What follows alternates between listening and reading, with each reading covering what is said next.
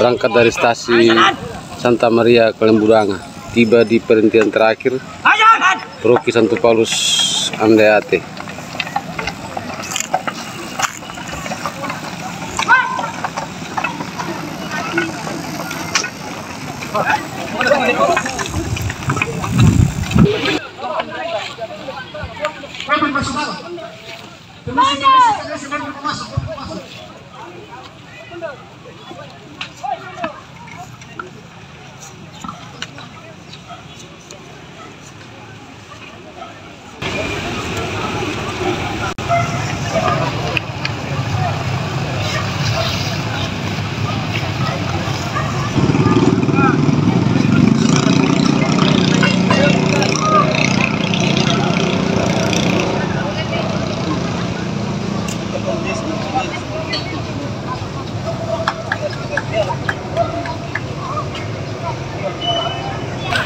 Kami menyembah Dikau ya Tuhan dan bersyukur kepadamu, sebab dengan salib suci-Mu Engkau telah menebus dunia. Sesampai di Bukit Golgota, Yesus disiapkan untuk disalib. Terhukum yang akan disalib harus digantung dalam keadaan telanjang. Karena itu, para prajurit memaksa Yesus menanggalkan pakaiannya dengan kasar. Siap, mundur. Hai, kepala, tanggalkan pakaianmu. Coba.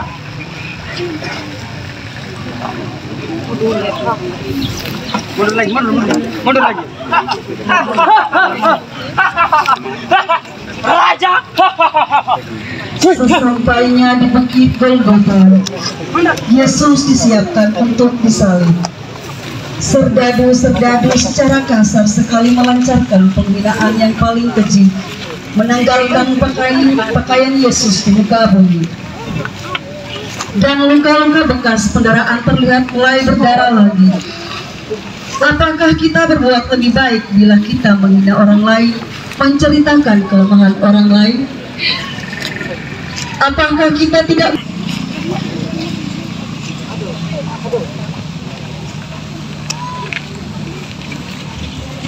Marilah berdoa. Tuhan Yesus Kristus, kami bersyukur karena dengan dihinakan disalib, Engkau telah memulihkan martabat kami yang cemar akibat dosa. Semoga kami mampu menjaga martabat kami yang luhur dan suci, serta menghindari hal-hal yang merendahkan martabat kami. Terlebih, semoga Perhentian ke-11 dan 12, Yesus dipakai pada kayu salib. Kami menyembah Dikau ya Tuhan dan bersyukur kepadamu, sebab dengan salib suci-Mu Engkau telah menebus dunia. Setelah Yesus ditanggalkan pakaiannya untuk siap-siap disalibkan, semua orang yang ikut serta dalam penyaliban itu berteriak-teriak tanpa henti, "Salibkan dia!" Ada yang mengolok-olok, ada pula yang meludahi, dan ada pula yang melempari Yesus dengan batu dan kotoran. Bersamaan dengan itu, para prajurit menyeret Yesus mendekati tempat penyalib.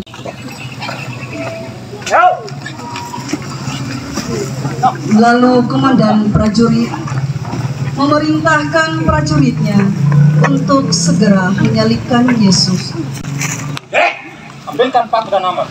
Paku kedua tangan dan kakinya. Cepat! Siap, Kandang! Itu kalian saya.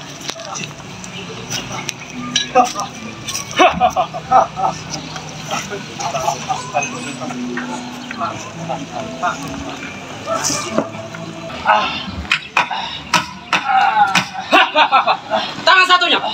Siap.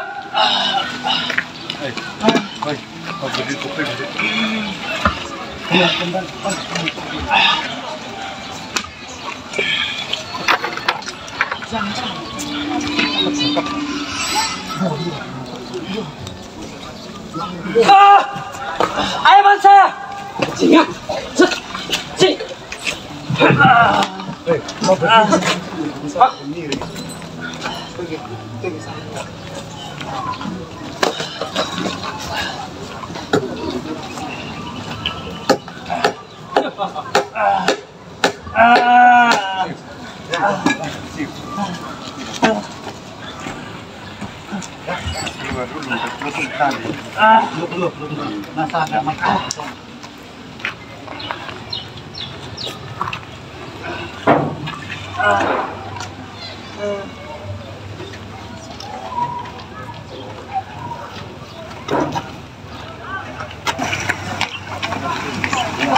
Sabar.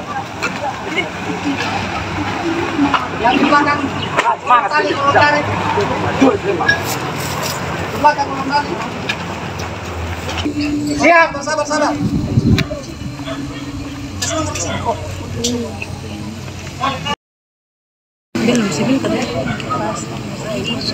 Lihat! Satu! Dua! Tiga!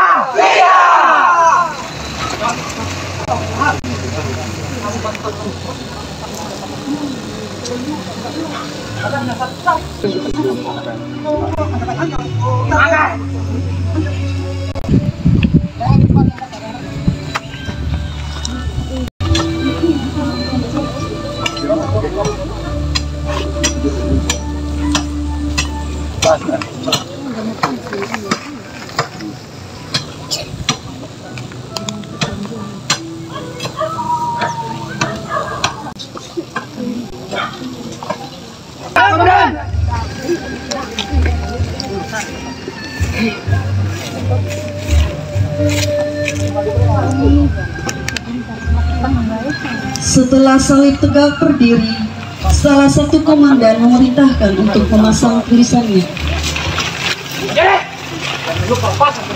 Siap, benar.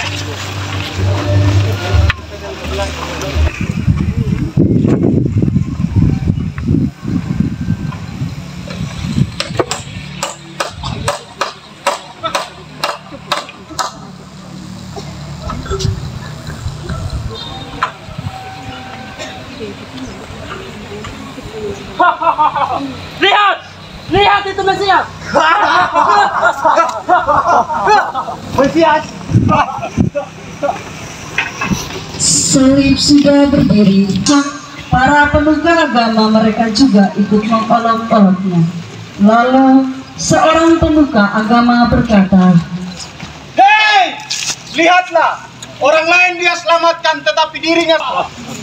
setelah para prajurit selesai menyalibkan Yesus, mereka mengambil pakaian untuk dibagi-bagikan. Ayo, kita bagi coba ini. Sabar. Lebih baik kita undi saja. Ya, ayo. Saya dapat.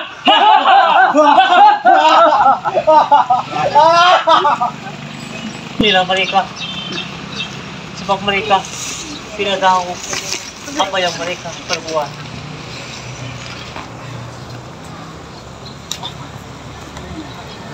Inilah saat yang paling ngeri dan menyakitkan.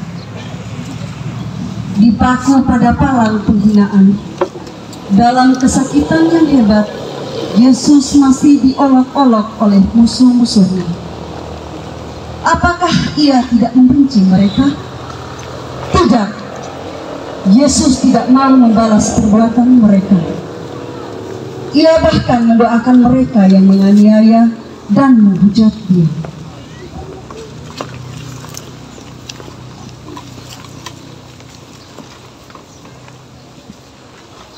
Sementara itu tampak Maria, ibu Yesus, dan Yohanes murid kesayangannya juga berdiri dekat salib Yesus. Ketika Yesus melihat ibunya dan murid kesayangannya di samping ibunya, berkatalah Yesus kepada ibunya, Ibu, inilah anakmu. Anak, inilah ibu.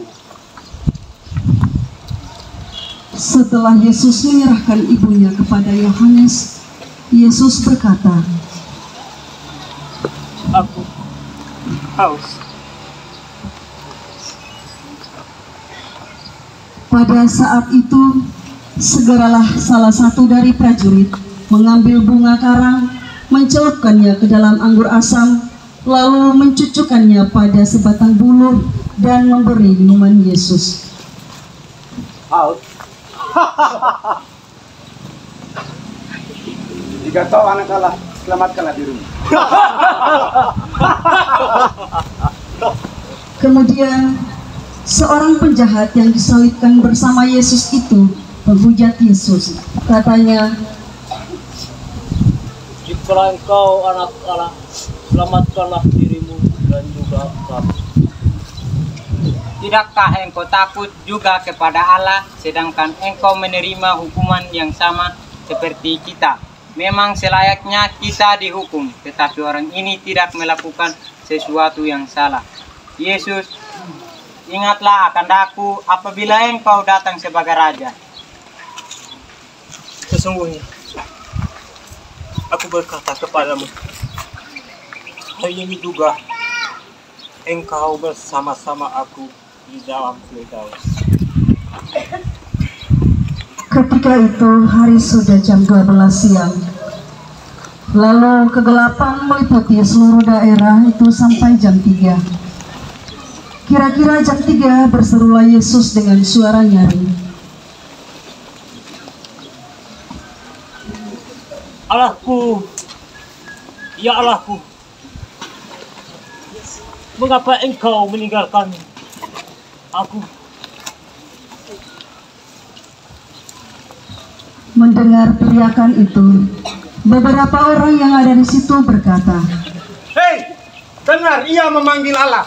Mari kita lihat apakah Allah datang untuk menolong dia.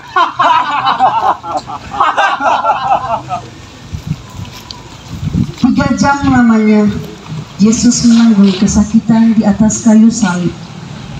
Tetapi Yesus tidak mengeluh. Ia tidak mempersalahkan Allah.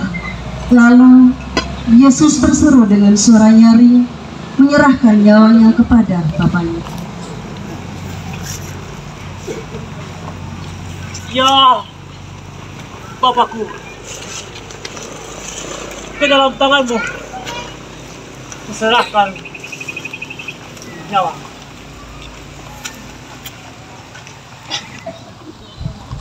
Lalu Yesus menundukkan kepala dan menyerahkan nyawanya. Mohon seluruh umat berlutut.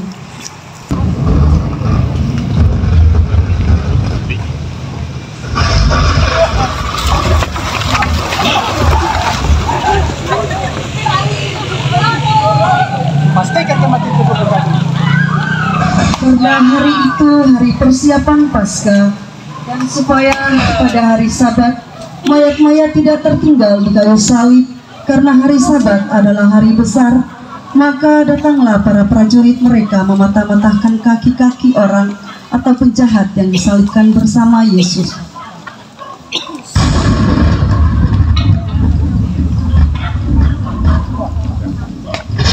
Tetapi ketika mereka sampai kepada Yesus dan melihat bahwa Yesus sudah mati, mereka tidak mematahkan kakinya.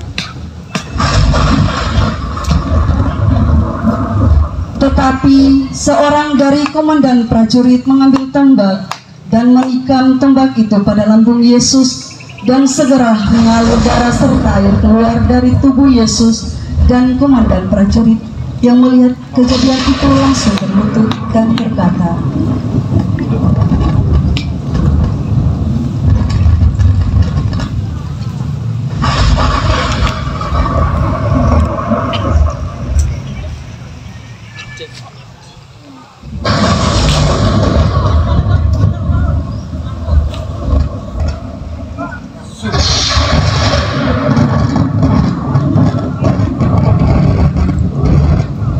Yesus menyerahkan nyawanya kepada Bapaknya di surga. Ia menyerahkan bukan karena pasrah. Ia menyerahkan nyawanya karena ia setia. Ia tahu bahwa hidupnya bukan miliknya sendiri. Kehidupan berasal dari Allah dan kembali kepada Allah. Ia melaksanakan hidup yang diberikan oleh Bapaknya. Ketika sampai waktunya, ia harus berani menyerahkan kembali pada Bapaknya dengan rendah hati.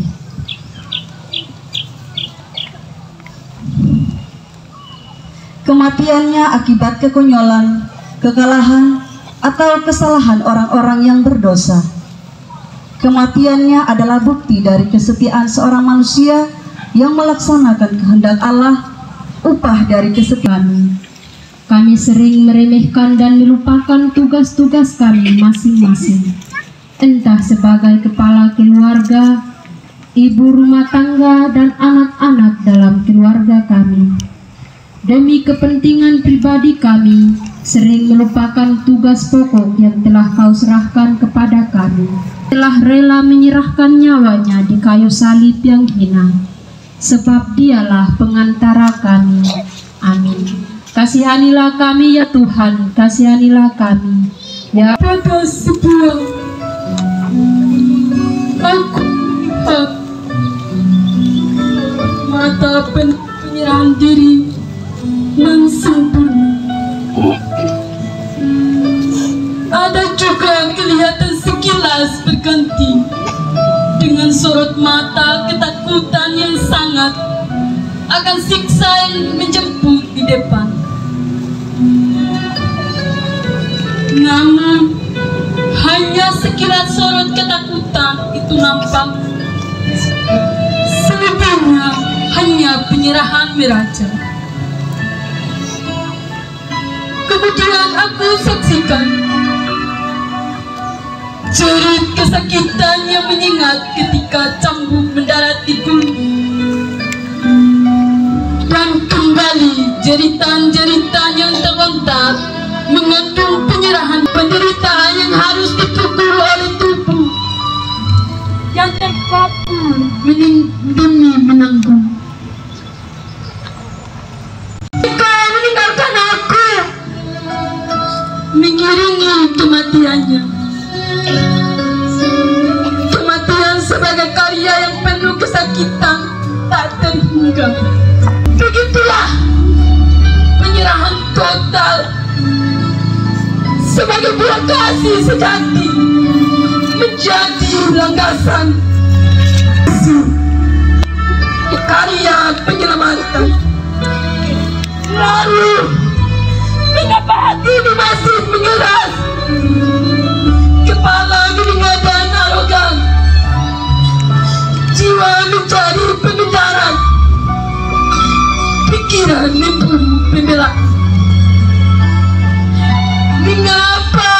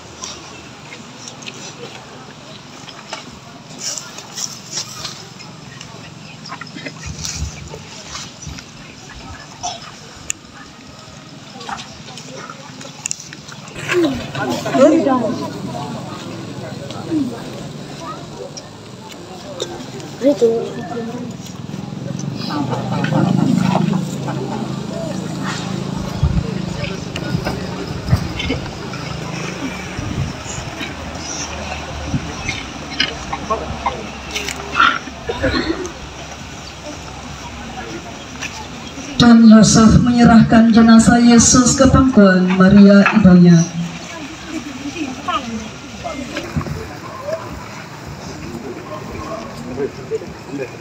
Maria menerima jenazah Yesus dengan tabah dan penuh iman, menerima segala yang terjadi yang menimpa dirinya dan putranya. Ia sangat terharu karena penderitaan Yesus Sang Putra. Aku ini hamba Tuhan, bila padaku menurut perkataanmu. Demikian ia pernah katakan, ia menerima putranya yang sudah wafat dalam pangkuannya. Sekali lagi ia memangku Yesus penebusnya. Meskipun demikian kelimpahan, penebus Yesus telah menjadikan dia suci tanpa noda.